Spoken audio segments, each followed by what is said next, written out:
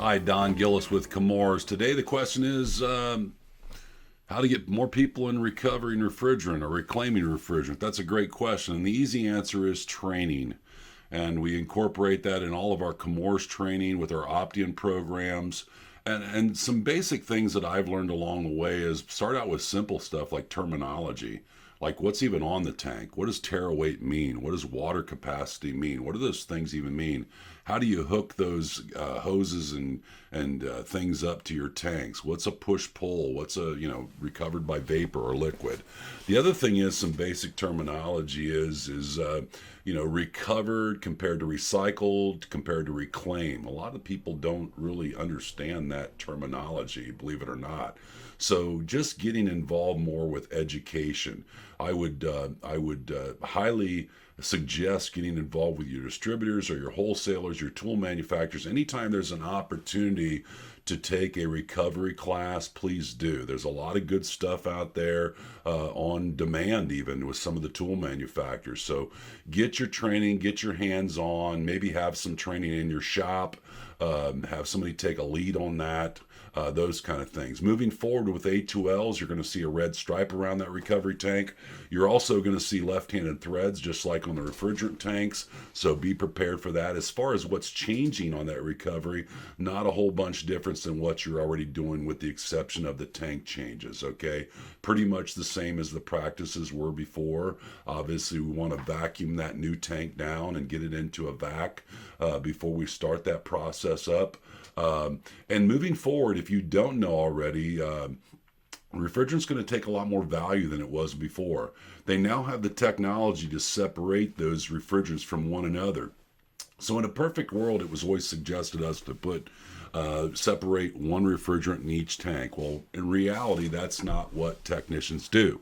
So before, if you had 3 or 4 refrigerants in a tank, not only was it had little to no value, you might even be penalized for it if it was contaminated or oil or dye in it. Well, moving forward, from what we understand now from those folks that recover or reclaim refrigerant, take that refrigerant back, is they now have the technology to go through and separate those 4 or 5 refrigerants from that dirty oil, from that dye. So is it worth the same amount of money as if a tank was all R410A, for example? No. But there's still some value there. And depending on how much recovery refrigerant you take in a year, it may buy a new van. If you're a smaller company, it may cover, the expense of your Christmas party, but it has value now. So I think that's going to be huge incentive moving forward for folks to start recovering refrigerant. So training is the best answer on how do we get people involved.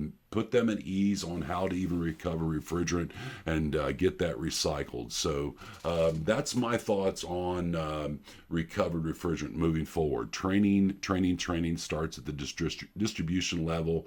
Get with your wholesaler and your tool manufacturer. Thanks a lot, everyone. Take care now. Hello, I'm Carl Groley with Golden Refrigerant, and I've had the privilege of working with a lot of great people in the heating and cooling industry. I have a great respect for all the technicians and professionals out there. I've had the ability to work side by side with them, and I know what good people they are. I know they do a good job. I know they have high quality skills.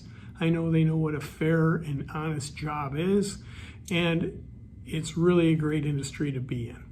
But we need to talk about refrigerant recovery. There's a looming problem coming down the road, and either we're going to address it and we're going to fix it, or somebody is going to try to fix it for us, and I guarantee you they will do a worse job than you guys will.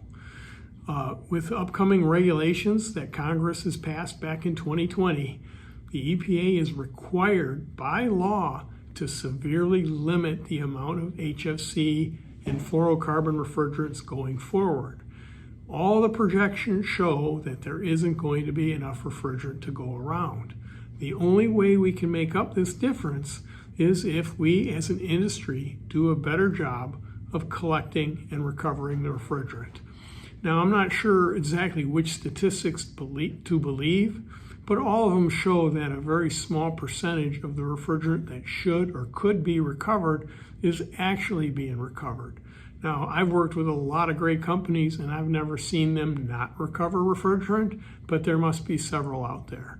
And understand that if we recover the refrigerant and if we turn it in, that we will be feeding our supply and we will be solving the problem. If we don't solve this problem, other people are going to try to do it for us. They will very likely mandate some very cumbersome tracking programs. They will mandate a bunch of paperwork, and they're going to basically mess up the whole thing. So this is our opportunity to do the right thing, to solve the problem ourselves, and to keep this in control where it should be, in the hands of the techs in the heating and cooling.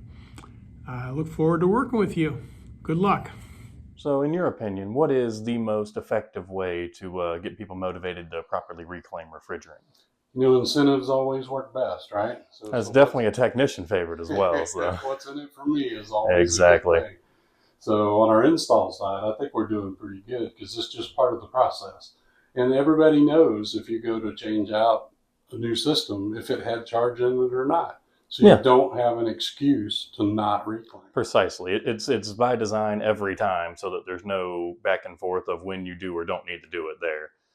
Yeah, the real issue comes from the service guys. Yes, when you're out in the field making a repair and pretty much anytime you have to pump the system down, that's when you should be bringing the tank out. Yeah, unless it's just a low side repair. And then you could say you pumped it in the condenser and you only used a tiny bit, so you didn't really have to reclaim. But it's always easier for the service guys because nobody's watching.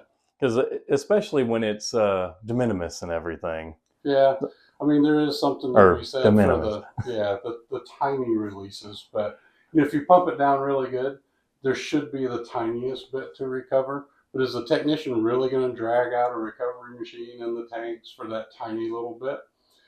We would have to make quite an incentive to make that happen. Yeah, especially given the time commitment that it also involves, because you could almost be, in essence, done with the repair by the time you're ready to bring the tank over at that point. And in the time it takes you to set up the tank and get it started, just before it even finishes, you could have already been done and moving on to the next one if it was a very slight problem. Yeah, and those light commercial ones, you got a rooftop, you're 5 stories up, you've already maybe had to carry a compressor or a condenser coil. It's really tempting not to do the recovery. Of course, we want everything recovered that is recoverable, but it's not a perfect world. So incentives, I think, are the way we're going to go moving forward. I would definitely have to agree there. Incentives are the only way that I can think of that would truly motivate. Like you said before, though, if you make it just part of the requirement, that is the most effective way to make it a routine thing at every repair that you need to do it for. But the incentives are where you're really going to get people motivated to, like you said, carry it up onto the roof on a hot summer day and drag the job out another 30 minutes to an hour in their mind. Yeah, non-negotiable standards are good, but you also got to temper that with some motivation. So we're going to go both ways.